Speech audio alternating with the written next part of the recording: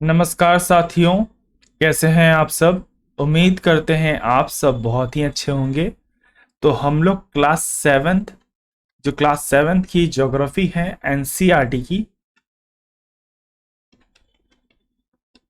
वो कर रहे हैं। ठीक है, तो क्लास सेवन की ज्योग्राफी की एनसीईआरटी हम लोग कर रहे हैं और चैप्टर वन हम लोग ने कर रखा है। जिन्होंने नहीं देखा है जाके देख सकते हैं, आई बटन के पास लिंक दिख रहा होगा, वहां से आपको पूरी कंप्लीट ज्योग्राफी की प्लेलिस्ट भी दिख रही होगी, तो आप वहां से देख सकते हैं।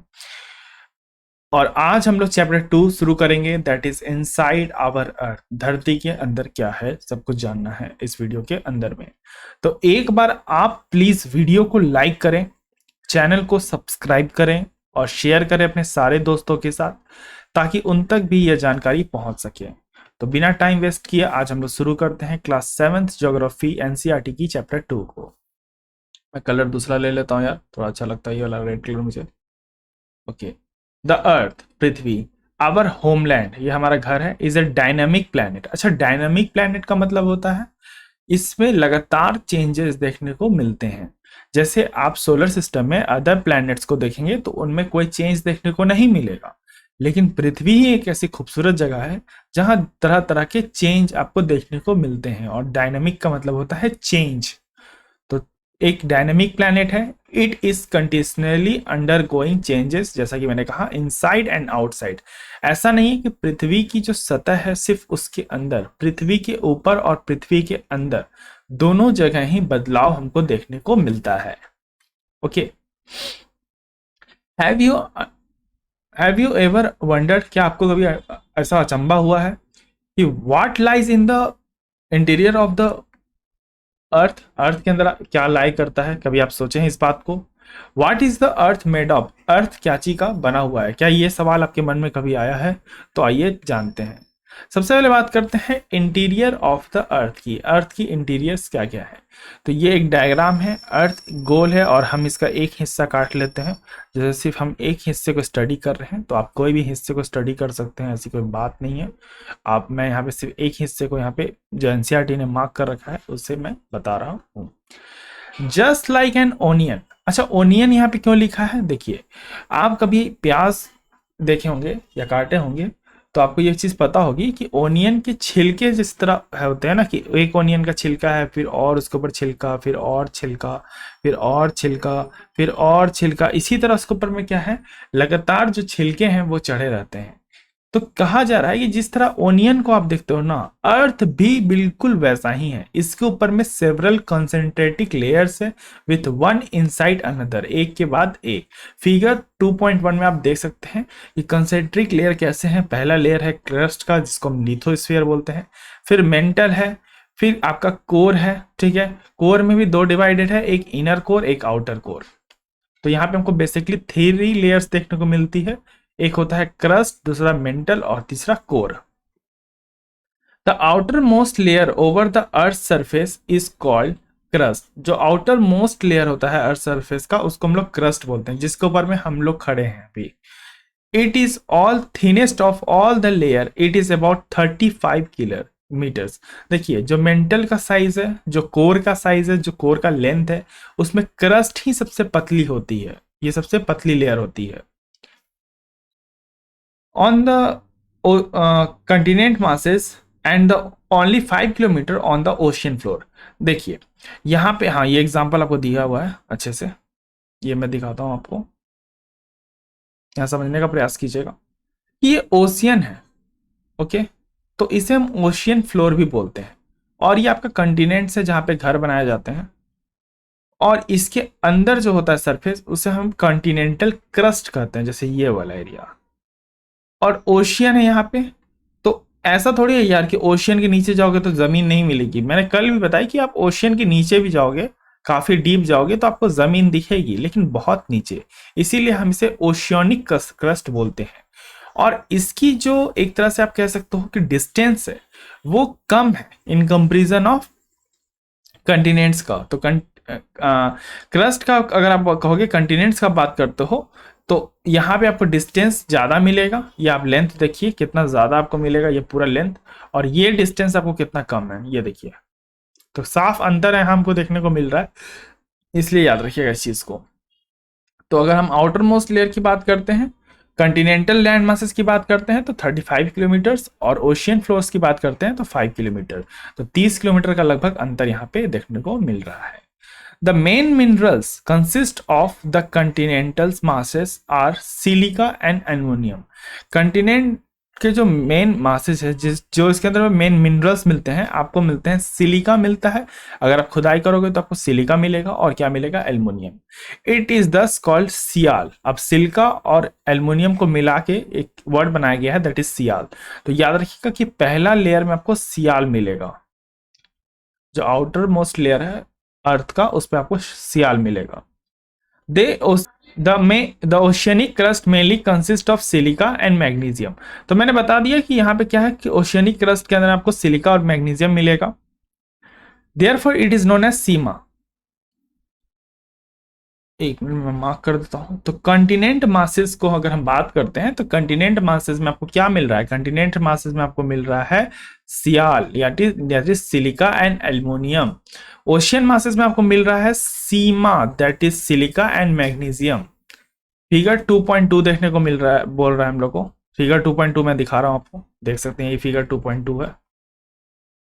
Just beneath the crust in the mantle which extended up to the depth of 2900 kilometre below the crust के आप और भी नीचे जाओगे तो आपको 2900 किलोमीटर अंदर तक।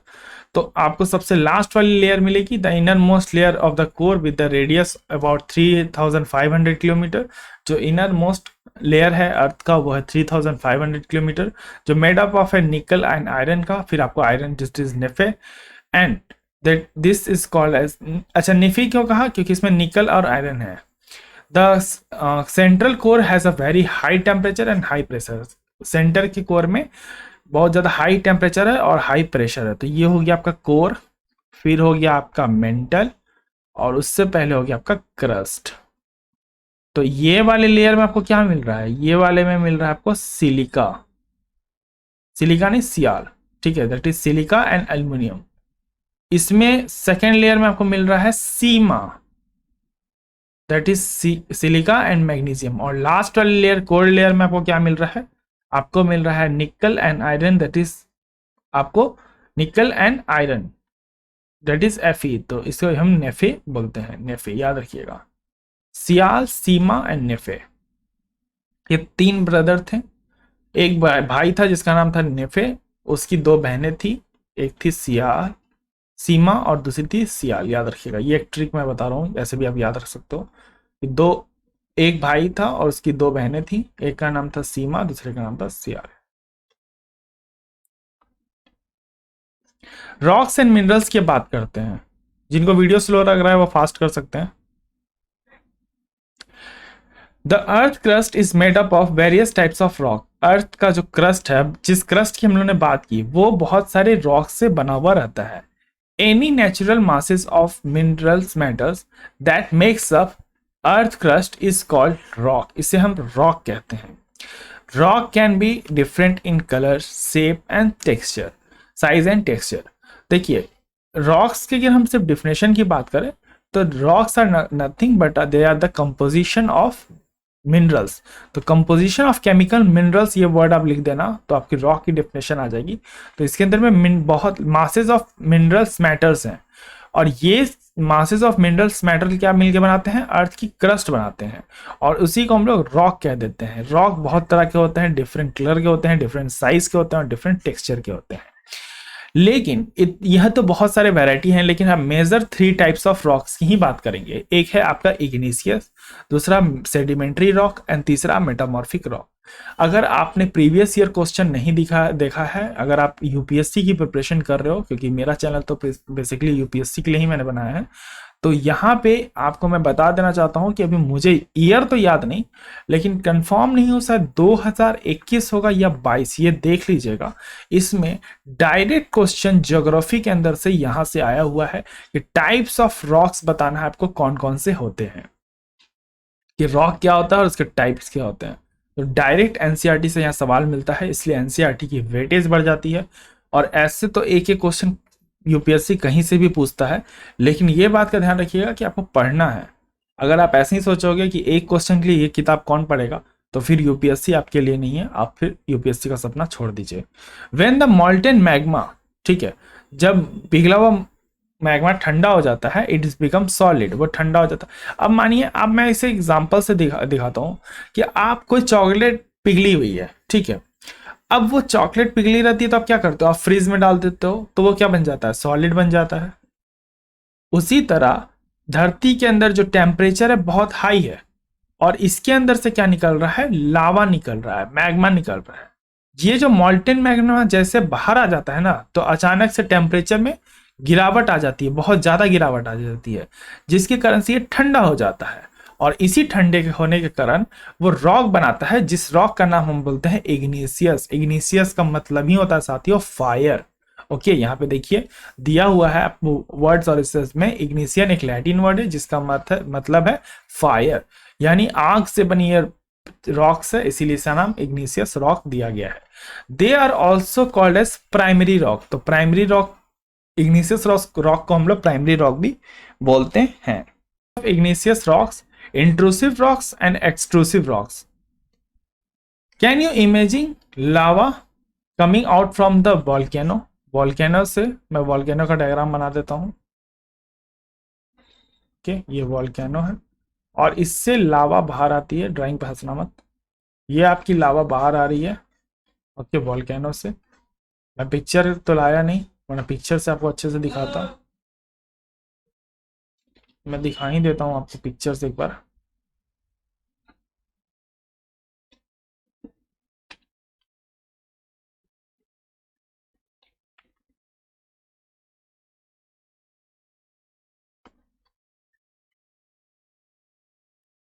ये देखिए, ये देखिए, ये लावा दिख रहा है आपको, ये देखिए इस तरह लावा बाहर आता है वोल्केनो से। ये मैं दिखा देता हूँ,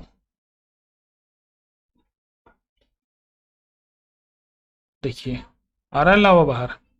ये लावा जब बाहर आता है और ऐसे सरफेस पे गिरता है, ठंडा हो जाता है, तो इस यहाँ पे जो रॉक का फॉर्मेशन होता है उसे हम लोग क्या बोलते हैं, उसे हम लोग इग्निशियस रॉक्स बोलते हैं। और इमेज आप देखना चाहो तो ये भी देख सकते हो, ये देखिए कैसे लावा बाहर आ रहा है वोल्केनो से। वोल्केनो के बारे में अभी आपको डिटेल नहीं पढ़ना है क्योंकि प्राइमरी क्लास है, क्लास 11th की एनसीईआरटी की बुक में सब कुछ दिया हुआ है। Lava is actually fiery red molten magma, ये फायरली रेड मॉल्टेन मैग्मा होता है, coming out from the interior of the earth on its surface. When the molten lava comes on the earth surface, जब earth surface में आता है, it is rapidly cool down and become solid. मैंने बताया ना कि ये लावा जब बाहर आ गई, ये लावा जब बाहर आ रहा है और ये सडनली ठंडा हो जाता है, और ये ठंडा होने के कारण एक रॉक फॉर्म हो जाता है। The rock form such a way are on such a way on the crust are called extrusive igneous rock. extrusive igneous rock कहते हैं जब पूरे तरीके से लावा बाहर आता है और जब ठंडा होता है और इससे कोई रॉक बनता है तो उसे एक्सट्रूसिव इग्निशियस रॉक बोलते हैं। They have a very fine granite, they have very fine grand structures, for example basalt. Basalt rock आपको मिलेगा दक्कन के इलाके में, Deccan प्लेटू is the made of the basalt rock. Deccan वाला इलाका कौन सा है मैं दिखा देता हूँ, ये आपका दक्कन का इलाका है। अबे यार, ये देखिए, ये मैप थोड़ा सा मैं अभी टेढ़ा बना रहा हूँ, यहाँ पे कोई और जगह नहीं है मैं बनाने का, हाँ यहाँ पे मैं बनाता हूँ। ये देखिए भारत का नीचे वाला हिस्सा, और ये वाला जो एरिया कहलाता है ये कहलाता है दक्कन। अब ये क्लास 6 में हम लोग ने चर्चा कर रखा है, तो जिन्होंने नहीं पढ़ा क्लास 6 की ज्योग्राफी वहाँ जाके पढ़ सकते हैं, वहाँ पे दिया है। Sometimes the molten mega comes down deep inside the earth crust as solid rocks forms is called extrusive rock. अब क्या होता है कि कुछ समय क्या क्या होता है ना कि मानिए लावा जो है बाहर आ रहा है, ठीक है, ये लावा बाहर आया, लेकिन ये पूरा बाहर नहीं आ रहा है, इसको यहाँ यहीं पे थोड़ी सी जगह मिल गई तो वहीं रुक गया। तो यहाँ पे भी तो टेम्परेचर कम है ना, जैसे जैसे वो ऊपर आ रहा है टेम्परेचर कम होते जा रहा है, अब यहीं पे वो रुक गया। तो इस तरह की जो रॉक्स बनती, यहाँ पे भी अगर रॉक्स बन सकता है तो इसे हम इंट्रूसिव रॉक कहते हैं, कि लावा सिर्फ सतह से बाहर आ गया लेकिन पूरे तरीके से बाहर नहीं आया है। अपनी एक्चुअल पोजीशन से वो बस बाहर आया है। Since they have cooled down slowly, ये धीरे धीरे ठंडा होता है, and they have form a large grains, granite is the example of a such rock.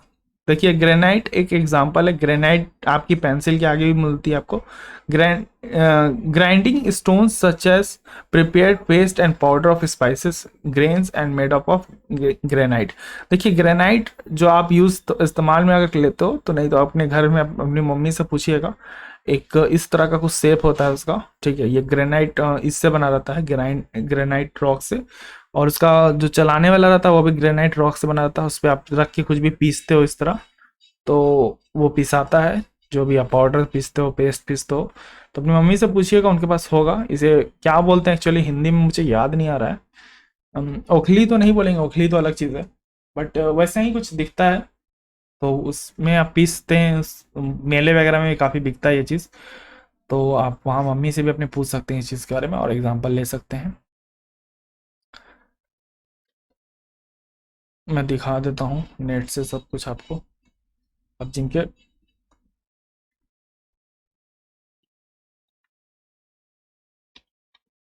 Stone, ये देखिए, ये सिलवट्टा हो गया आपका एग्जाम्पल। सिलवट्टा भी इसका एग्जाम्पल है। और एक, हाँ ये देखिए, इसी की बात मैं कर रहा था। ये आपका किससे बना हुआ रहता है? ये आपका बना हुआ रहता है। ये इमेज खुलेगा, इतने से तो आपको दिख रहा होगा कि नहीं पता नहीं, चेक कर लेता हूँ। ओपन इमेज, ओके, ये देखिए,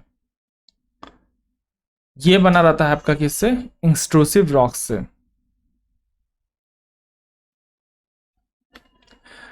Rocks roll down and crack and hit each other are broken down into small fragments. These small particles are called sediments. अब आप क्या लो, एक टुकड़ा ले लो आप, फिटकरी का ले लो। उस फिटकरी को पीटो, ठीक है। फिटकरी क्या होगा? वाइट जैसे बुरादे में बदल जाएगा। एक फिटकरी जो एक शेप में अलग था वो वाइट बुरादा बन चुका है। इसी तरह इसको सेडिमेंट कहते हैं। अब ये जो सेडिमेंट्स बनते हैं, ये क्या चट्टान से गिरे? मानिए मैं एग्जांपल्स दिखाता हूँ। ये चट्टान से गिर रहे हैं पहाड़, ठीक है। यहाँ घर्षण लगा, टूटा टूटा, इनके साइज में परिवर्तन आया, फिर ये बहुत छोटे छोटे छोटे छोटे करके ऐसे होके क्या बना लेते हैं? सेडिमेंट्स बना लेते हैं। और इसी जो फाइन पार्टिकल्स, एक तरह से फाइन पार्टिकल्स होते हैं, बहुत स्मॉलर पार्टिकल्स होते हैं रॉक के, उनको हम सेडिमेंट्स कहते हैं। These sediments are transported and deposited by the wind। इसमें विंड, पानी और हवा, देखिए पानी और हवा इसमें मेन एजेंट होते हैं। अब कोई आदमी तो नहीं है, जैसे मैंने आपको कहा फिटकरी को पीटो और उसे चूर चूर कर दो, पूरे तरीके से पाउडर बना दो, तो वो सेडिमेंट कहला गया। तो ये तो आपने किया ना। अब ये पूरे पृथ्वी पे कैसे ऐसे ही हो रहा है? कोई आदमी तो कर नहीं रहा इस काम को। तो भाई ये कर रहे हैं आपके नेचर के एजेंट। और नेचर के एजेंट कौन कौन से हैं? एक है पहला आपका विंड और दूसरा आपका water. These loose sediments are composed and hardened to form layer of rocks। ये क्या होते हैं? फिर बाद में जमा होते रहते हैं और एक मतलब ठोस परत बना देते हैं। These types of rocks are called sedimentary rocks और इनको sedimentary rocks कहते हैं। For example, sandstone is the made up of grains of sands। Sand के ग्रेन से वो बना हुआ रहता है, यानी सैंड के जो लेयर बाय लेयर है उसी से सैंडस्टोन बनता है। These rocks may also contain fossils of plants, animals and microorganisms once live on them। देखिए क्या होता था, एक टाइम हो सकता था कि सैंड के ऊपर में जीवन जो है होता होगा, ठीक है। अब ये एक डिबेट टॉपिक है, ये आप समझ नहीं पाओगे अगर अभी आप स्कूल में हो। बट ये अगर जो यूपीएससी दे रहे हैं, मैं उनको बता देना चाहता हूँ कि करंट में अभी चर्चा में था इस चीज़ को लेकर कि कुछ रिसर्चर बोल रहे थे कि जो आपका थार डेजर्ट है, ओके, थार डेजर्ट आपको याद होगा, मैप में याद नहीं तो आप बना सकते, गुजरात के ऊपर वाला ये वाला एरिया आपका हो गया Thar desert. This area is known as Thar desert, okay. ये वाला एरिया आपका थार डेजर्ट कहलाता है। और ये थार डेजर्ट में ये लोग यहाँ कह रहे हैं, रिसर्चर्स कह रहे हैं कि हो सकता है कभी पानी हो। क्यों? क्योंकि उस सैंड के कलेक्शन के दौरान, खुदाई के दौरान एक ये चीज पता चली कि वहां पे मछली का अवशेष पाया गया है, फॉसिल्स। तो एक डिबेट है यहाँ पे कि हो सकता है कि ये जो यहाँ पे था डेजर्ट है, इतना बड़ा रेगिस्तान है, कभी पानी हुआ करता हो एक टाइम में, ऐसा कहा जा रहा है। सो ये जो सैंडस्टोन होते हैं, इसके अंदर में बहुत सारे फॉसल्स मिल सकते हैं आपको, जैसे प्लांट मिलेगा, एनिमल मिलेगा, अदर माइक्रो ऑर्गेनिजम्स मिलेंगे। सो ये बहुत सारी चीज़ें आपको मिल सकती है। कुछ बच्चे कंप्लेन करते हैं कभी कभी, और मुझे बुरा लगता है इसलिए, क्योंकि वो लोग कहते हैं कि क्लास कभी आप स्लो पढ़ाते हो, कभी आप फास्ट पढ़ाते हो। तो देखिए, कोई चीज़ें आपको अगर सिर्फ पढ़नी है, अगर पढ़ के आपको सिर्फ एग्जाम पास करना है, आपका इतना ही मुद्दा है, तो यार वीडियो को पॉज कर फास्ट कर लो। लेकिन देखो, फास्ट करके कोई फायदा, इसलिए मैं बोलता हूँ कि कहानी की तरह इत्मीनान से सुनिए, क्योंकि बच्चे जो रश में लगे रहते हैं ना, इसीलिए उनको कुछ याद नहीं रहता। वो सोचते हैं यू सिलेबस, इतने इतने सिलेबस हैं भैया, कैसे कंप्लीट करेंगे एक रात के अंदर में। तो आप ये सब मत सोचिए, आप पढ़ने पे फोकस कीजिए, ठीक है। पढ़ाई जरूर से है कि आप जिस चीज़ को पढ़िए वो आप समझिए। सिर्फ ये मत पढ़ लीजिए कि हाँ मैंने पढ़ लिया, मेरा सिलेबस कंप्लीट हो गया, तो आपने खुद को जो धोखा दे लिया, उसका परिणाम तो आपको पेपर में पता चल ही जाएगा। तो बेहतर कि आप पढ़ लो, ठीक है। बाकी आप समझदार हो तो बोलूंगा नहीं। यहाँ पे क्या होता है कि ये देखिए, ये आपके सेडिमेंट्री रॉक्स हैं। अब इसके अंदर में बहुत सारे फॉसल्स मिल जाते हैं कभी कभी, क्योंकि मानिए कोई जानवर मरा हो, अब हड्डी वहीं पड़ी रहती है जानवर की। अगर एजेंट भी जो खाते हैं पीते हैं, वो सिर्फ मांस खाते हैं उसका, जैसे एजेंट वगैरह आपके हो गए, पशु पक्षी वगैरह, तो वो उसका मांस खाते हैं, हड्डी वहीं छोड़ देते हैं। तो जहां उन्होंने हड्डी छोड़ा, अब वो तो वहीं रह गया। अब उसके ऊपर में सेडिमेंट्री रॉक्स का जो एक लेयर है वो चढ़ता गया, चढ़ता गया। अब कल को 10 साल बाद मानिए यहाँ पे खुदाई होती है, तो पता चलेगा भैया यहाँ पे कोई जानवर मरा था, वो इस ब्रीड का था। तो यहाँ पे ये इस तरह चीज को हम लोग सेडिमेंट्री रॉक्स कहते हैं। और सेडिमेंट्री रॉक्स के अंदर में बाजी सा बात है, आपको फॉसल्स मिलेंगे, प्लांट्स के, एनिमल्स के और अदर माइक्रो ऑर्गेनिज्म के। Igneous and sedimentary rock can change into metamorphic rock. Igneous rocks और सेडिमेंट्री रॉक्स मेटामॉर्फिक रॉक्स में बदल जाते हैं। कब? जब उनमें बहुत ज्यादा हीट और प्रेशर दिया जाता है, तब। अब इस चीज को एक डायग्राम से समझिए, जो डायग्राम यहाँ एनसीईआरटी ने देकर रखा है, बहुत सुंदर डायग्राम दिया है। ये देखिए, ये मैग्मा निकला। अब ये इसको हम बोलते हैं साथियों रॉक साइकिल, ठीक है। इसको हम लोग बोलते हैं रॉक साइकिल, ओके। ये हमारा रॉक साइकिल है। मैग्मा स्टार्टिंग में मॉल्टेन मैग्मा बाहर आता है, उसके बाद वो जैसे रोल डाउन होकर थोड़ा सा सेटल होता है, तो वो बनाता है इग्निशियस रॉक। अर्थ को एक कारण हो सकता है, ठीक है। वाटर लहर, वाटर आ सकती है, पानी की लहरें कुछ हो सकती हैं बारिश के कारण, विंड के कारण हवाएं चलती हैं कभी कभी तेज, तो वो इस रॉक को एक तरह से घर्षण देती है, एक अलग तरह का टेम्परेचर और हीट प्रदान करती है। फिर ये जाके आगे क्या बन जाता है, ये सेडिमेंट्री रॉक्स बन जाते हैं। लेकिन जो मॉल्टेन मैग्मा है, वहां से भी सेडिमेंट्री रॉक्स बन सकते हैं, ये ऐसा कोई दिक्कत वाली बात नहीं है। फिर सॉरी सेडिमेंट्स बनाते हैं, और सेडिमेंट्स जब इसके और फाइन पार्टिकल्स होते हैं, तो ये सेडिमेंट्री रॉक बनाते हैं। उसके बाद इसमें मेटामॉर्फिक रॉक होता है, जब ये फिर से एक तरह से बिल्कुल मिट्टी टाइप समझ लीजिए आप होगा ये। और मेटामॉर्फिक से वापस से लेयर बाय लेयर अंदर पृथ्वी के जाते रहता है, और एक टाइम बाद इग्निशियस बन जाता है। ये कुछ इस प्रकार होता है, देखिए ऐसा, ये बना दिया हम लोग ने, और ये बना दिया, ये दिल है। बट दिल मत समझिएगा कि यहाँ से मानिए आ रहा है बाहर, और एक टाइम बाद वो पूरा सेटल होता है, फिर पानी के नीचे जाता है रॉक, उसके फिर अंदर। ये बहुत बड़ा प्रोसेस है, और ये प्रोसेस सब अभी आप मत समझिए, क्योंकि आप बहुत कंफ्यूज कर जाओगे। ये क्लास 11th की एनसीईआरटी में आराम से आप पढ़ना, मेन क्लास 11th और 12th की एनसीईआरटी है, जो आपको बहुत अच्छे से पढ़नी है। बाकी बेसिक्स आपका क्लियर होना चाहिए, क्योंकि देखिए क्लास 6-7 ज्योग्राफी से तो क्वेश्चन पूछा ना यूपीएससी ने, तो ये तो क्लियर आप नहीं कह सकते कि हाँ भैया मैं पढ़ लूंगा क्लास 11th की ज्योग्राफी तो हो जाएगी उससे, तो पढ़िए। सो ये एक कंप्लीटली रॉक साइकिल है, याद रखिएगा।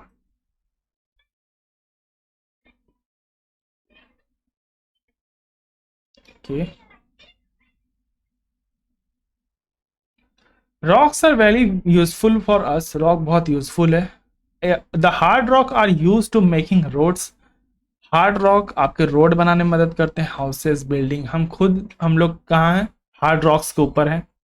You use this stone in many gems, आप इन जेम्स में भी इस्तेमाल करते हैं। For example games, sorry not gems, actually I feel sleepy this time, that's why मैं इतना गलत कर रहा हूँ बार बार। I am recording this video at 10 PM, so नींद तो लग रही है थोड़ी बहुत। फॉर एग्जाम्पल 7 स्टोन्स, इसको पिट्टो भी बोलते हैं। ओके, ये सब गेम अगर आपने खेले हो तो अलग बात है, बट मैंने बचपन में खेला इनको। स्टापू आप खेले हो ये। उसके बाद गिट्टी का एक 5 स्टोन गेम आता था जिसको कित कित ऐसा करके कुछ बोलते थे, अलग भाषा आपने सुना होगा नाम, तो वो भी एक गेम है। Find out some more such games by asking your grand parents, parents and neighbour. आप अपने पड़ोसी वगैरह से पूछ के इन गेम्स के बारे में जान सकते हैं, और सिर्फ जाने ना, खेले भी। मॉन्यूमेंट्स हम बनाते हैं साथियों, जैसे आप देख सकते हो कि ये रेड स्टोन से बना हुआ है, और वाइट मार्बल से बना हुआ आपका ताजमहल, और लाल किला बना हुआ आपका रेड स्टोन से। तो स्टोन का इस्तेमाल हम लोग बहुत करते हैं, तो एक इंपॉर्टेंट फैक्टर है हमारे लाइफ के अंदर में। You will be surprise to know that one type of rocks is change to another type under the certain condition in a cyclic manner. इसी को हम लोग रॉक साइकिल भी बोलते हैं। This process is transformation of the rock from one another is known as rock cycle. मैंने बोला ना, you have already learn when the molten magma cools and it solidifies and becomes igneous। ये पूरा process मैंने बता दिया आपको, फिर भी मैं आपके लिए सिर्फ इसको रीड कर दे रहा हूँ। These igneous rock broken down, ये फिर टूटते हैं स्मॉल पार्टिकल्स के अंदर में, और क्या बनाते हैं? सेडिमेंट्री रॉक बनाते हैं। ये इग्निशियस सेडिमेंट्री रॉक मिलके फिर आगे की हीट और प्रेशर इनमें अगर चेंज होती है सिचुएशन के अनुसार, तो ये फिर मेटामॉर्फिक में कन्वर्ट हो जाते हैं। तो पहले क्या बना? मॉल्टेन मैग्मा से बना आपका इग्निशियस रॉक, फिर सेडिमेंट्री रॉक, फिर अंडर हीट एंड सर्कमस्टांसेस के अंदर में क्या चेंज हो गया? मेटामॉर्फिक रॉक के अंदर में चेंज हो गया। दिस फिर ये और क्या होता है? फिर ये धीरे धीरे ये प्रोसेस बढ़ते रहता है, और उसके बाद फिर इतनी हीट और प्रेशर में दी जाती है कि वापस ये मॉल्टेन मैग्मा में कन्वर्ट हो जाता है। तो एक नई क्रस्ट बनते रहती है और टूटते रहती है, बनते रहती है, टूटते रहती है, बनते रहती है, टूटते रहती है। इसी को हम लोग बोलते हैं सी फ्लोर थ्योरी, जो आप आगे जाके क्लास 11 में पढ़ोगे, अभी आपको इतना नहीं जानना है। अब आप कमेंट बॉक्स में मत कहिएगा कि सी फ्लोर थ्योरी आपने नहीं बताया, क्योंकि ये यहाँ पे नहीं पढ़ना, क्लास 11 में पढ़ना है। Rocks are made up of different types of minerals, इनमें बहुत डिफरेंट टाइप्स ऑफ मिनरल्स होते हैं। Minerals are naturally occurring substance, mineral naturally occurring substance है which have a certain physical properties होती है, डिफाइंड केमिकल कंपोजिशन होता है। Minerals are very important to humankind के अंदर में। Sums are useful for fuels, for example coal हो गया, आप फ्यूल बना देते हो, उससे नेचुरल गैसेस बना देते हो, पेट्रोलियम बना देते हो। इंडस्ट्रीज के अंदर में आयरन का इस्तेमाल होता है, aluminium, gold, uranium etcetera. Medicine के अंदर में आप फर्टिलाइजर्स का इस्तेमाल करते हो एक्सेट्रा। तो रॉक्स एक इंपॉर्टेंट फैक्टर है, ठीक है। तो बट आपको क्वेश्चंस में एक्सरसाइज तो आप छोटे बच्चे हो नहीं, ये करोगे, बट आपको क्या करना है ना, आपको ये वाला क्वेश्चन करना है, ठीक है, ये वाला 3 number. Name the 3 types of rock and explain करना है आपको इसके बारे में, ठीक है, एक्सप्लेन करना है इसके बारे में। और तो बाकी वो तो स्कूल वाले बच्चे करेंगे, ये सब एक्सरसाइज है। और that's all for student today. अगर आपको वीडियो समझ में आया तो वीडियो लाइक कर दीजिएगा। स्लो मैं पढ़ाऊंगा, अगर आपको सिखाया था तो आप वीडियो फास्ट कीजिए, क्योंकि मैं स्लो इसलिए पढ़ाता हूँ क्योंकि आराम से क्लास को थोड़ा समझने में, भले थोड़ा टाइम लगता है लेकिन समझने में मजा आता है। तो एक बार वीडियो को लाइक कीजिए, शेयर कीजिए, कैसा लगा कंटेंट बताइए कमेंट बॉक्स के अंदर में। तब तक के लिए रखें अपना ध्यान, मुझे दिया धन्यवाद। जय हिंद, जय भारत।